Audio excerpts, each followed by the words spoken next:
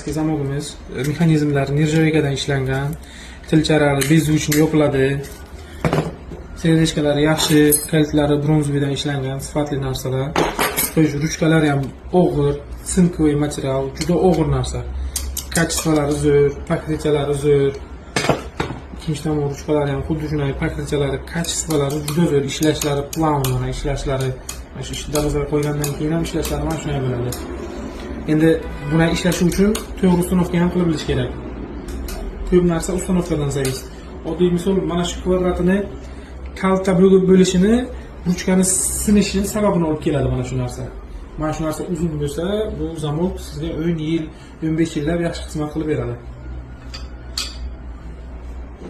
Yig'ib ko'rsatamiz. Qo'ydik mana.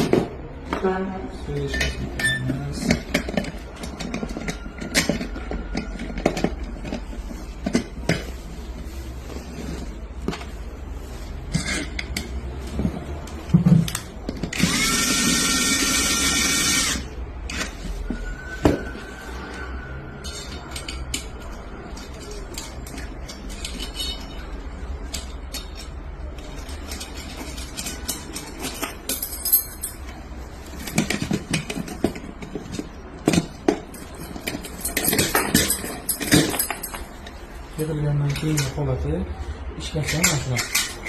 Bu to'g'ri uстановка bo'lsa, kvadratlari uzun qo'yilib, to'g'ri uстановка bo'lsa, ishlashlari sizni yillar davomida xizmat qilib beradi. Ya'ni bu 10 yil, 15 yillik deyilgan gap. 1 yil, 2 yilga sinishi, ruchka sinishi, tilchani uchib ketishi, bu в основном установкаning to'g'ri bo'lishi keyin nekачественный zamok qo'yilgandan. Kimlar shunaqa zamoklar kerak bo'lsa, kelaverasizlar. Axir